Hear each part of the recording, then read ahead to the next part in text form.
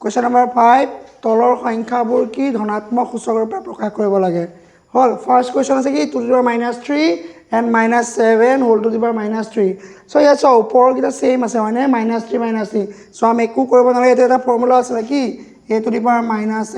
সৰি a to the power m into b to the power m equal কৰা কি হয় a b whole to the power কি হয় m a b whole to the power m আমি এটো এনেকৈ কৰিব পাৰো এতিয়া চোৱা ওপৰৰ সেম আছে সো কি হ'ব 2 into কি হ'ব -7 whole to the power -3 hall so এটা যেটো অযুগ্ম সংখ্যা -3 c3 টো যেটো অযুগ্ম সংখ্যা সো মাইনাস তো কি আছে হলনি নহয় 7 গুণ কিমান হ'ব 14 14 -3 সো এটো যদি মই পজিটিভ হলে নিচে ধনাত্মক হলে নিব লাগে এটো উল্টাই দিব লাগে মানে ইয়াৰ এটা ফৰ্মুলা আছে a to the power -m so equal কৰা কি হয় a to the power m হয় সো কিমান 1/-4 whole to the power কিমান হ'ব 3 এটো হৈছে ইয়াৰ আনসাৰ সো ইয়াৰ কোৱেশ্চন নম্বৰ 2 কোৱেশ্চন নম্বৰ আমি 2 টো চাম যে কোৱেশ্চন নম্বৰ 2 টো আছে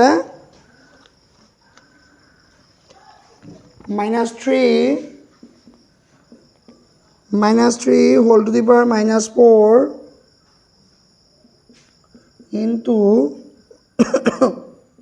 5/3 whole to the power -4 so একো কৰিব নালাগে সেম ফৰ্মুলা সেম হয় চোৱা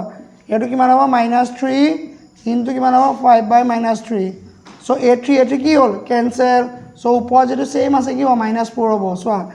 সো এটো যোগাত্মক সংখ্যা সো মাইনাস তো কৰি গুছি যাব প্লাস হলে কনভাৰ্ট মাইনাস তো কৰি গুছি যাব প্লাস হলে কনভার্ট হ'ব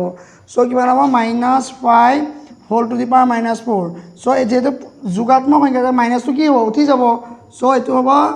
1/5 whole to the power কি হ'ব 4 ফৰ্মুলা কি আছে a to the power -m is equal to কি হ'ব a to the power m এটো ফৰ্মুলা আমি ইউজ কৰিছো হল সো মাত্ৰ স্ক্ৰিনশ্বট মাৰি লোৱা সো তলৰ সংখ্যাবোৰক আমি কি লিখিব প্ৰমাণিক ৰূপত প্ৰকাশ কৰিব লাগে তলৰ সংখ্যাবোৰক প্ৰমাণিক ৰূপত প্ৰকাশ কৰা কোৱেশ্চন আছে 34300 সো দশমিক কেইটা পিছত হ'ব এটা পিছত 3.43 ইনটু কিমান হ'ব 10 to the power এটা দুটা তিনটা চাৰিটা পাঁচটা ছটা 10 to the power 6 হল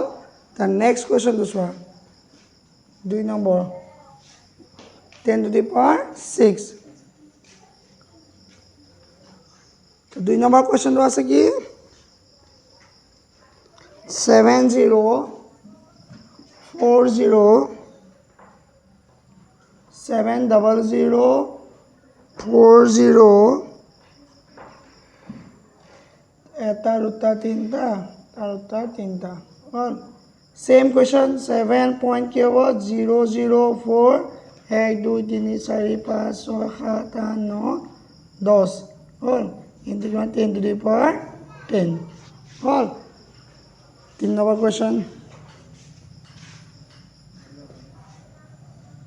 3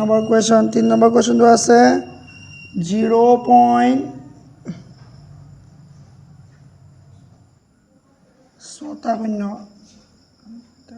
2 3 3 6 তাৰপিছত আছে 15 চোৱা এইটো সবকে ইজি হয় চোন যদি মাইনাসত যদি মানে দশমিকৰ পাছৰ সংখ্যাবিলাক থাকে তেতিয়াহলে সব একো কৰিব নালাগে খালি কি হ'ব প্লাসৰ জাগা কি আহিব মাইনাসৰ আহিব মানে পাৱাৰটো কলে গুছি যাব কনভাৰ্ট কলে হ'ব মাইনাসৰ হ'ব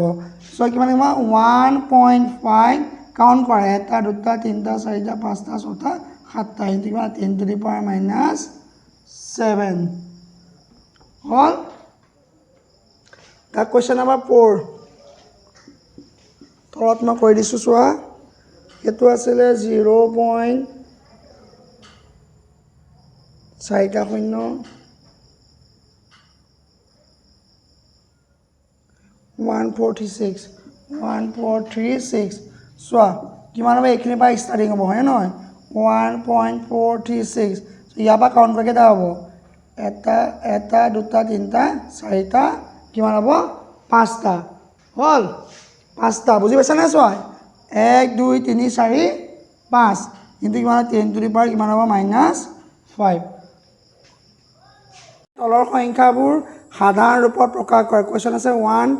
10001 into 10 to the power 9 একদম সিম্পল এটো আৰু সহজ যদি 9 থাকে তা বলব সংখ্যা টোটাল সংখ্যা কেটা হ'ব 10টা 100 1 এটা দুটা তিনিটা চাৰিটা 5 6 7 8 9 এটা 10 1 2 3 4 5 6 7 8 9 10 that's it এটা হৈছে ইয়াৰ আনসাৰ নেক্সট যদি মাইনাছত থাকে সদায় কমি যায় কাৰণ জানানে কাৰণ মাইনাছত আছে না অংকটো সব মাইনাছত থাকিলে সদায় কি হ'ব কমি যাব 3.02 into 10 to the power minus 6 into 10 to the power minus 6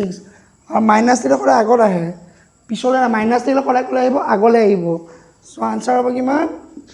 0. Minus 6 পৰা এটা কমাই যায় কিমান হ'ব পাঁচটা থাকিব এটা দুটা তিনিটা চাৰিটা পাঁচটা খালি বহুৱাই যায় 302 that's it এইটো হৈছে ইয়াৰ আনসাৰ আৰু কোৱেশ্চন নম্বৰ 7 স্ক্ৰীনশ্বট মাৰি লোৱা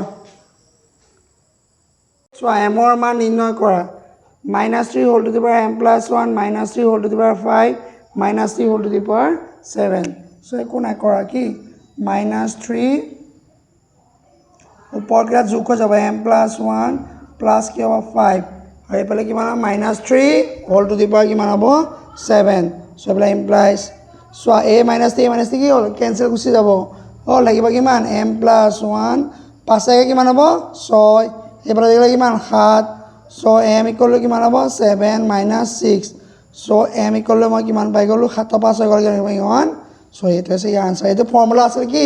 জানা a two the power m = কি হ'ব a two the power n a two the power m = যদি a two the power n হয় সদায় কি হয় m = কি হ'ব n হ'ল সো স্ক্ৰীনশ্বট মাৰি লোৱা কোৱেশ্চন নম্বৰ 9 টো চোৱা MCQ বুলি মই লিখি দিছোঁ হা কোৱেশ্চনটো সো কোৱেশ্চনটো দিয়া আছে 3 two the power -3 so year answer কি হ'ব a two the power -m equal to হয় কি হয় a two the power m এইটো হৈছে ইয়াৰ ফৰ্মুলা সো ইয়াৰ ডাইৰেক্ট আনসাৰ কিমান হ'ব 1/3 টু দি পাৱাৰ কি হয় 3 সো ইয়াৰ নিশ্চয় অপচন আছে কিমান অপচন 3 হ'ল কোৱেশ্চন নম্বৰ 2 চোৱা কোৱেশ্চন নম্বৰ 2 আছে 2/3 হোল স্কোৱাৰ হ'ল 2/3 হোল স্কোৱাৰ এইটো উল্টাই দিলে চোৱা এইটো উল্টাই যদি মই ওপৰলৈ যাওঁ 3 তলত আহিব কিমান 2 তেতিয়া প্লাছটো কি হৈ যাব মাইনাছ হ'ল এইটো তোমালোকৰ MCQত আছে অপচন 3 হ'ল তাৰপিছত কুৱেশ্যন নম্বৰ 3 কুৱেশ্যন নম্বৰ 3 আছে তোমালোকৰ 2/3 -2/3 whole to the power 4 -2/3 whole to the power 4 যদি প্লাছ থাকে সদায় মাইনাছটো কৰি যাব প্লাছলৈ গুচি যাব 2 টু দি পাৱাৰ 4 ইনটু কিমান হ'ব 3 টু দি পাৱাৰ 4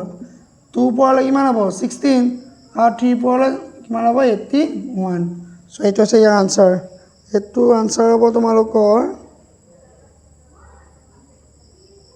2